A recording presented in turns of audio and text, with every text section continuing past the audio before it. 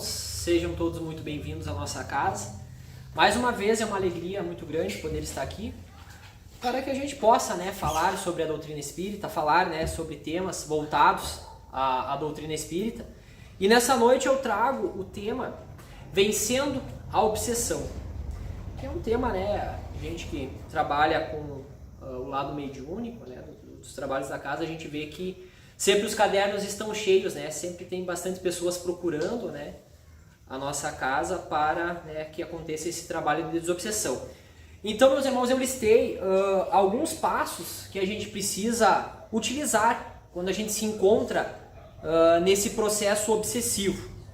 Então, como eu disse, muitas pessoas vêm até a casa espírita, passam por um atendimento fraterno e ficam sabendo que tem um espírito obsessor acompanhando elas.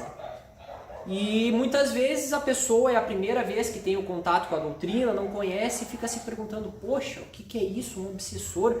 Será que tem um demônio? O que está acontecendo? E ficam nessa dúvida. Então hoje a gente vai tentar esclarecer um pouquinho, e mais do que esclarecer, trazer alguns passos e algumas medidas que seriam bem importantes de a gente ter quando a gente se encontra num processo obsessivo.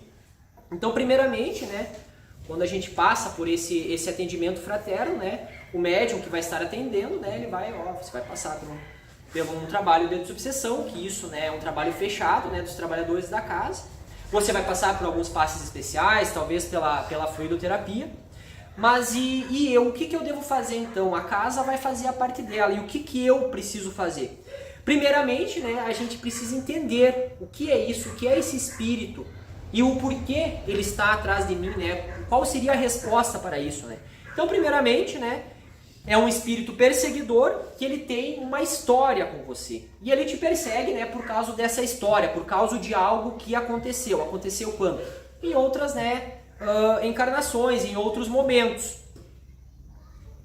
Ele não é um espírito que de repente, você passou, não gostou da sua cara e disse, vou perseguir aquele cara. Não é dessa forma. Ele tem algum motivo, alguma motivação, para estar próximo de você,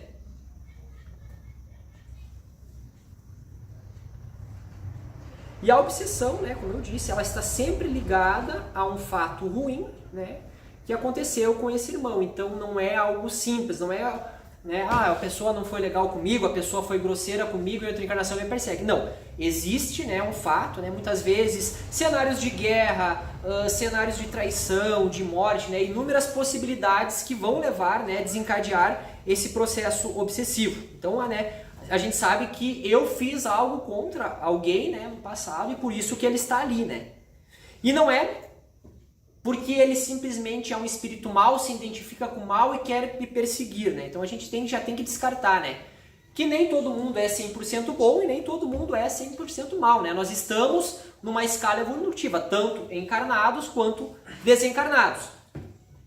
Na verdade, você pode ter sido mal com ele naquele momento e ele pode ter sido bom. E isso, como eu disse, vem já de várias reencarnações.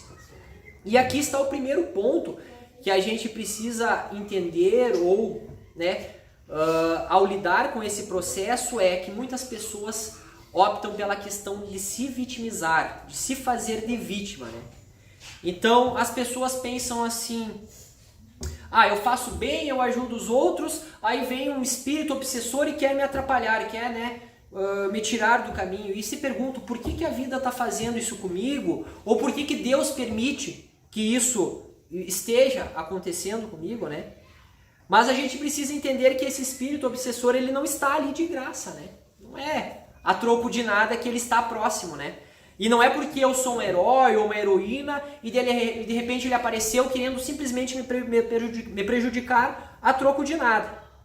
Então, deixando claro, espíritos obsessores existem por causa de um fato grave do passado que você cometeu em relação a esse espírito obsessor. Geralmente, como eu havia falado antes, são casos de morte, assassinatos, guerras, cenários bem trágicos, digamos assim. Mas, a pessoa que vai optar por esse lado de ficar se fazendo de vítima, o que acontece? ela vai gerar, né, ela vai se colocar abaixo do obsessor, porque geralmente, né, a vítima ela é mais fraca, então o obsessor vai, né, se sentir numa posição mais confortável para, né, exercer essa influência sobre a suposta vítima.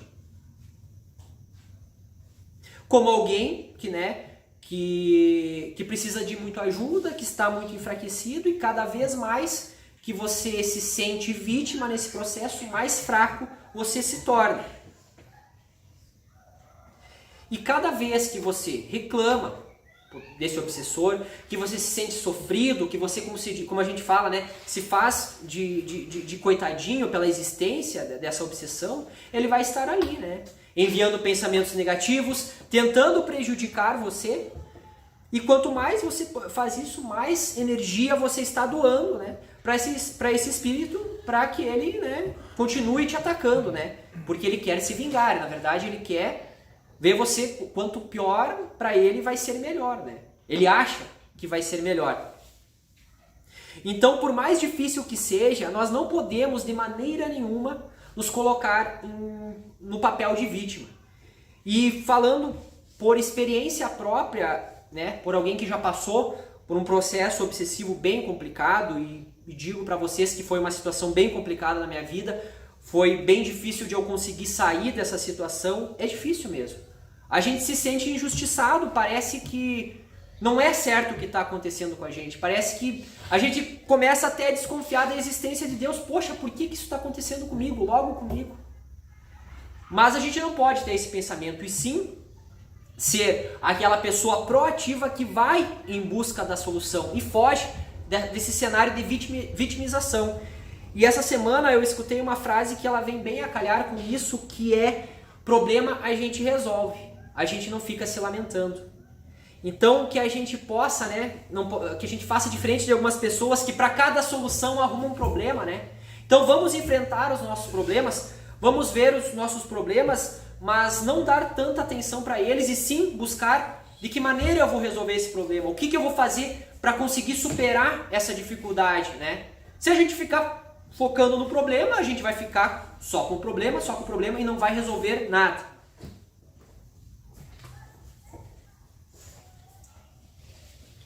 É muito importante também falar que a gente precisa, isso, né, não somente a pessoa que se encontra nesse processo obsessivo, mas é a questão de nós cultivarmos bons hábitos.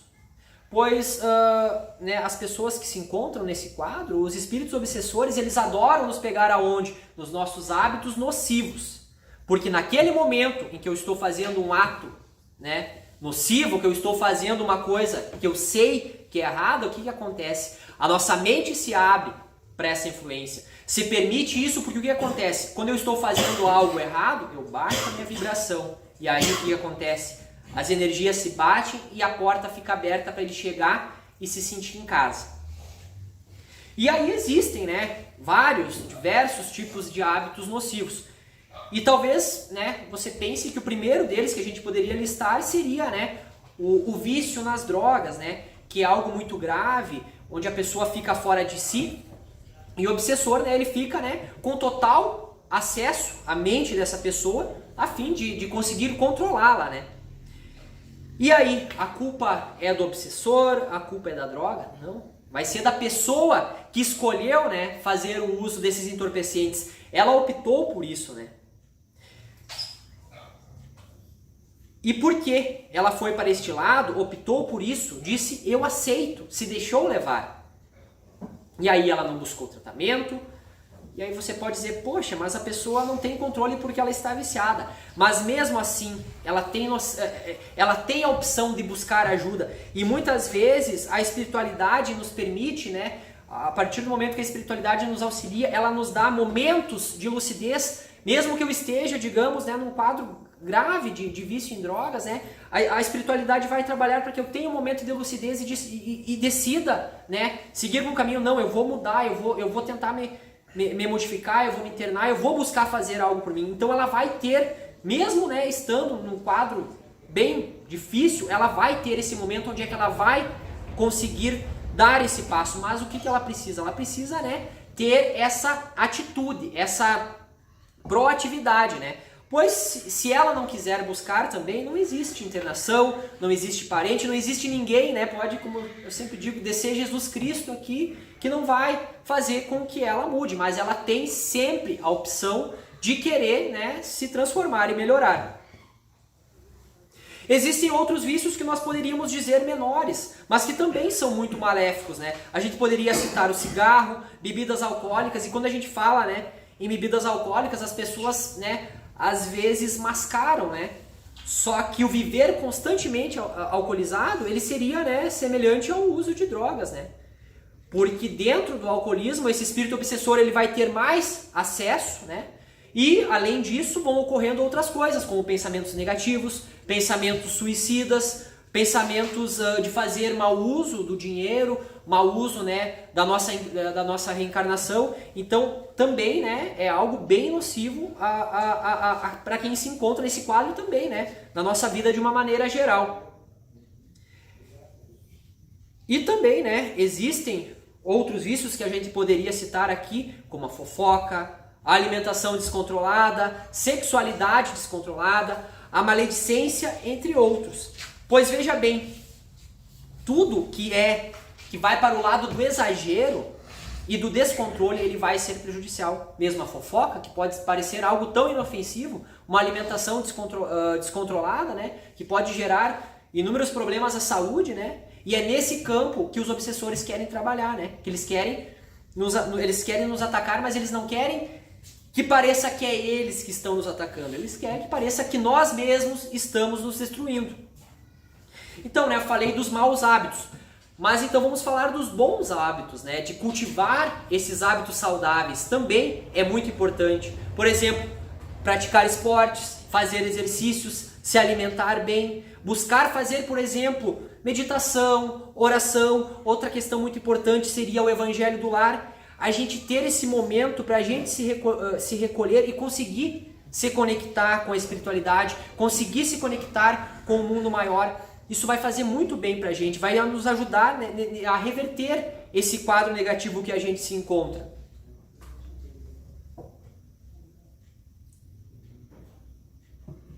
E também, né, a importância do conhecer a si mesmo. Se você não conhece a si mesmo, você não entende como você é, como você processa seus pensamentos, sentimentos, emoções. Você não consegue reagir às coisas. Você, por exemplo, está sempre acreditando que todo o tempo, que tudo que você faz é o obsessor que está lá manipulando você e controlando você. Ou você tem pensamentos achando que é esse espírito, mas é você mesmo que tem esses pensamentos. E às vezes é um espírito agindo, mas você não sabe se é o espírito agindo ou não, porque você simplesmente não conhece a você mesmo. Então, o conhecer a si mesmo, o que é o conhecer a si mesmo?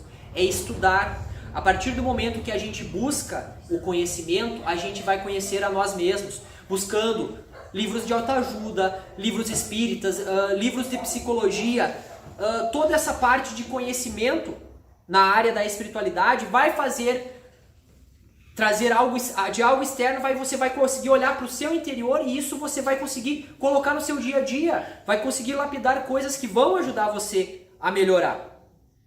Então é essa busca no processo, né, de sentimentos e emoções. E o que a gente sempre, né, chega a ser repetitivo, né, a gente falar sobre a reforma íntima, que vai ajudar a gente a conseguir entender a si mesmo. Por exemplo, quando eu estou com raiva, qual é a minha reação quando eu estou com raiva? Quando eu estou triste, quando eu estou feliz, como é que eu reajo nessas determinadas situações? Será que eu posso te responder, quando eu estou com raiva eu sou assim, quando eu estou feliz eu sou assim? Será que eu realmente conheço a mim mesmo para poder já prever qual é que vai ser a minha reação e prevendo a minha reação eu já posso trabalhar para ter uma reação melhor?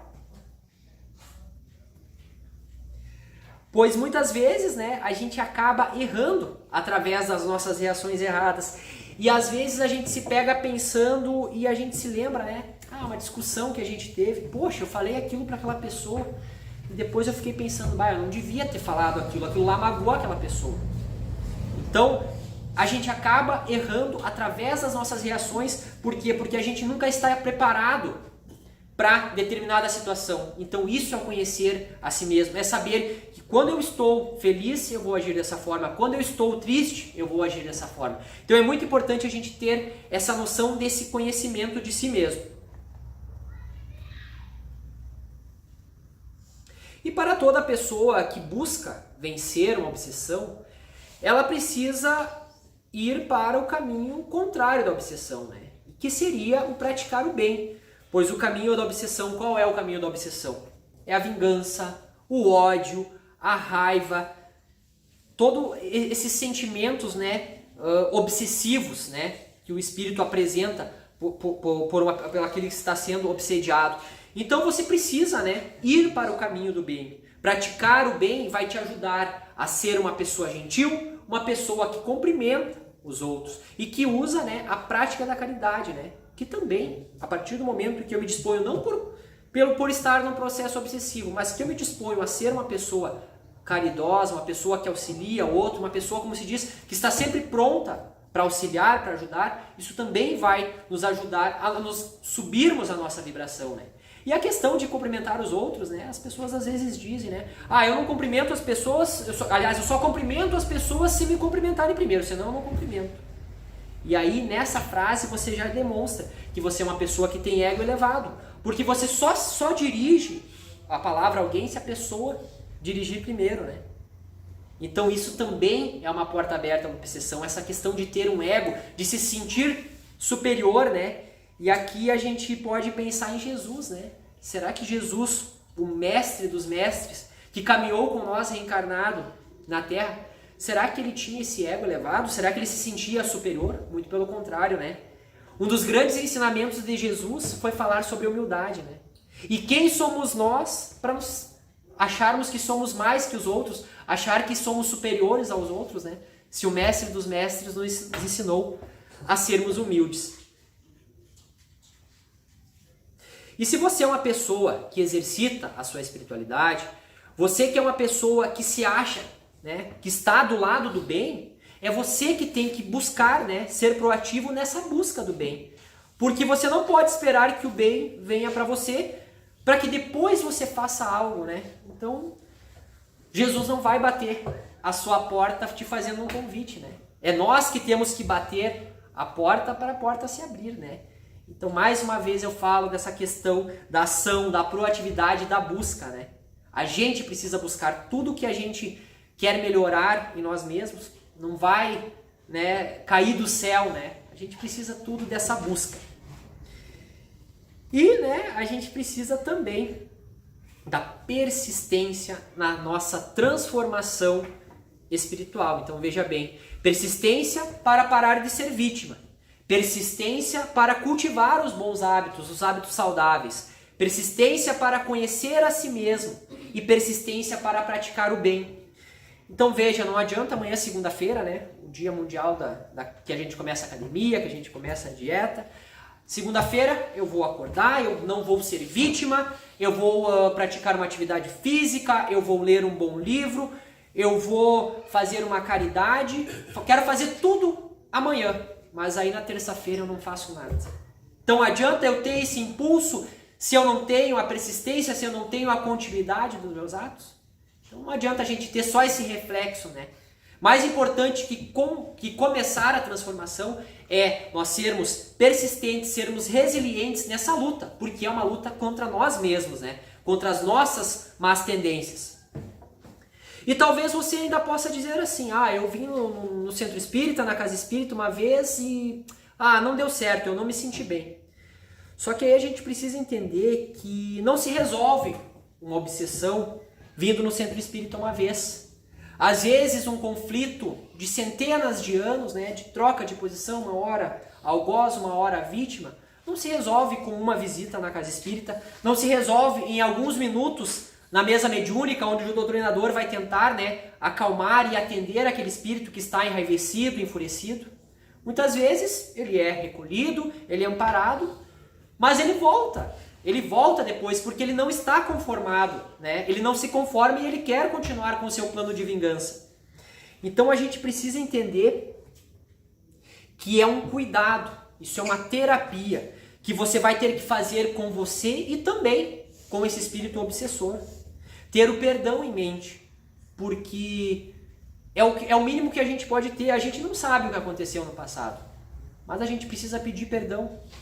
Com certeza a gente errou. Por mais que eu não saiba qual foi o meu erro, se eu fosse perfeito eu já estava numa escala um pouquinho mais evoluída e não estava aqui ainda. Então também o perdão é muito importante. Nós pedirmos perdão a todos aqueles que porventura a gente pode ter, né, ferido de qualquer forma. E outra, né? Cada vez que você vem até a casa espírita, o que acontece? Quem que você traz junto com você? Ele é obrigado a vir junto com você. Ele vem contrariado, mas ele vem porque ele está tão focado em você que ele vem por essa atração energética. E ele vai ter que aguentar você vindo, você tentando se melhorar. E muitas pessoas ainda relatam, eu fui na casa espírita, eu me senti mal, eu passei mal, eu não estava legal. Mas o que acontece? É o obsessor, está ali fora, né? Ele não entra, ele fica ali, mas a conexão mental está ali. E o tempo todo dizendo, sai daí. E você começa a ter uma dor de cabeça, você começa a ter uma tontura e muitas vezes você sente vontade de levantar e sair correndo. Eu sei porque já aconteceu comigo. Então eu posso dizer assim, com experiência, no caso, que é bem assim. Que eu me lembro que as primeiras vezes que eu vinha na casa, eu sentava e olhando no relógio e querendo o mais rápido possível sair. Mas o que acontece vai ser a nossa persistência, a nossa luta, para nós continuarmos, que é isso que vai fazer essa transformação. Ele não quer ser reconhecido, ele não quer ser pego, ele não quer que te ajudem e que ajudem ele.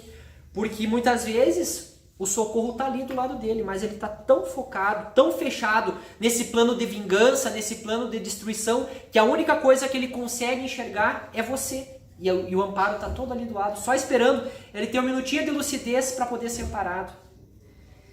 E é válido dizer também que a gente não pode se vitimizar, mas quem mais sofre nesse processo, como a gente vê, né, por experiência nas mediúnicas, é o espírito que está atacando. Nós estamos aqui encarnados, nós temos como fugir, digamos, da obsessão. Só que esse espírito que está lá do outro lado, ele está imerso num vale de trevas, de sofrimento. Então, ele precisa, muitas vezes não, praticamente sempre, ele precisa muito mais de ajuda do que nós. Então a gente precisa ter essa compaixão também, porque ele é um sofredor.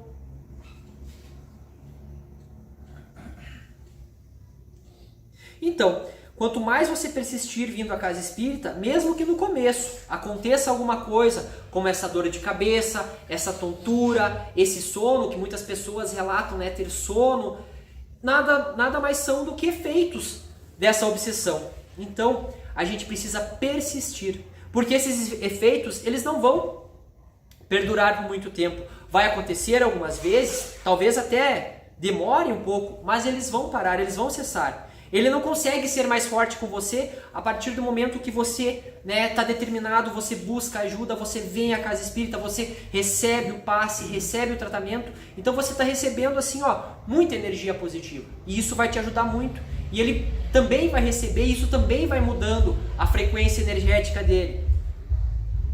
E ele não consegue ser mais forte que você. E você persiste também em tudo em relação à sua vida. Então, isso também se transforma numa oportunidade de mudança, né? Que muitas vezes as coisas ruins acontecem na nossa vida, mas elas nada mais são do que um trampolim, um ponto de impulso para a gente buscar a mudança, né? Então, às vezes coisas que parecem que são tão ruins com a gente, se a gente for olhar para frente, tudo que a gente passou e tudo que a gente passa são coisas que nos impulsionam para coisas boas. E toda essa persistência vai fazer com que ele entenda. Ele vai começar a pensar assim, eu não consigo mais atacar esse cara, eu não consigo mais levar ele para as coisas ruins que a gente fazia juntos, porque ele está sempre sendo persistente, fazendo coisas saudáveis para a vida dele. E aí ele começa a perder essa atração energética, essa energia de sintonia que faz ele ficar colado em você, e ele começa a ficar cada vez mais longe, até que chegue um momento que ele entende que você mudou, porque na cabeça dele, ele ainda vê você como aquela pessoa que você era lá na outra vida.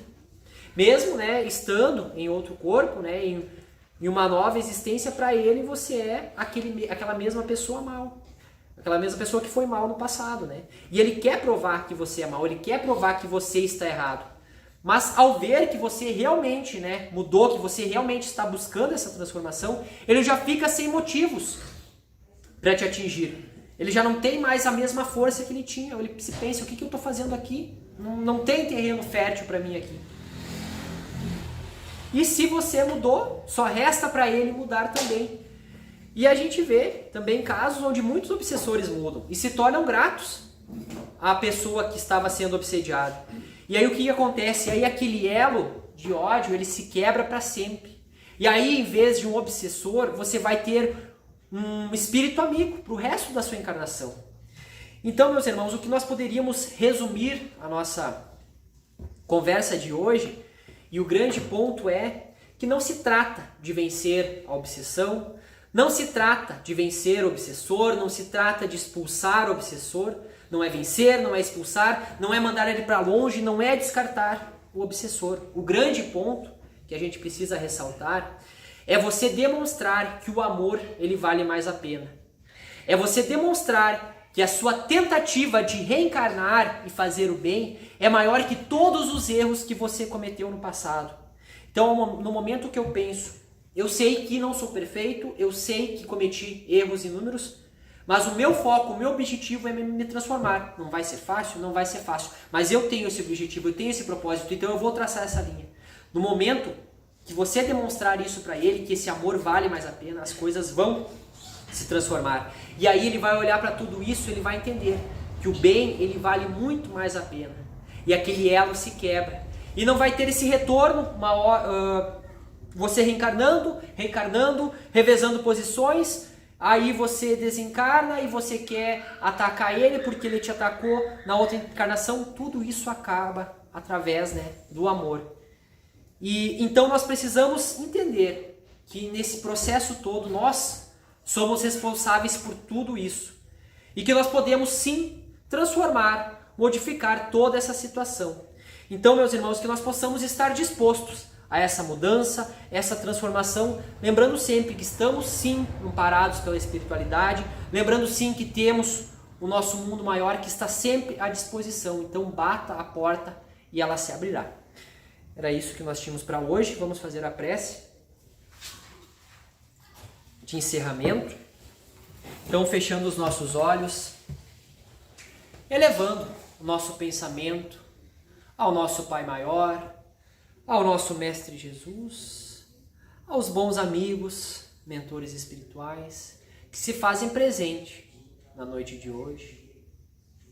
Primeiramente, só nos resta agradecer, corações repletos de gratidão, pois Tu, Pai, é um Pai misericordioso, justo e bom. Sabemos que muitas vezes nós nos desviamos do caminho, sabemos que muitas vezes ficamos longe de Ti, mas Tu, Pai, sempre está com a mão estendida e sempre disposto a nos abraçar e nos acolher. Então, Pai, só nos resta agradecer. Que na noite de hoje possamos ser bem intuídos. Que na noite de hoje possamos receber todas essas boas energias, todo esse bálsamo salutar que se derrama nesse momento. Sabemos que onde estivermos reunidos no nome de Jesus, lá Ele estará. E com a certeza da presença dEle aqui, só nos resta agradecer. Que possamos, Pai, ter uma semana abençoada, uma semana cheia de luz. Pedimos também, Pai, abençoa a todo aquele irmãozinho que sofre, a todo aquele irmãozinho que está no vale de desespero, de raiva, de angústia, que não entendeu ainda que o perdão é o caminho, que o amor é o caminho para todos os males. Que todos esses espíritos que hoje se encontram na posição de obsessores, que eles sejam tocados pelo amor de Deus, pelo amor de Jesus, pelo amor de bons espíritos, que eles possam tomar consciência, que eles possam buscar a sua melhora e perdoar, esquecendo todos os males que ficaram no passado. Mais uma vez, Pai, Te agradecemos pela dádiva da vida, por todos os desafios também, Pai, que são colocados na nossa vida, pois eles são sim ponto de impulso para que possamos evoluir e nos transformar. Que possamos agora passar para o passe na mesma boa vibração e sintonia. Que assim seja, graças a Deus.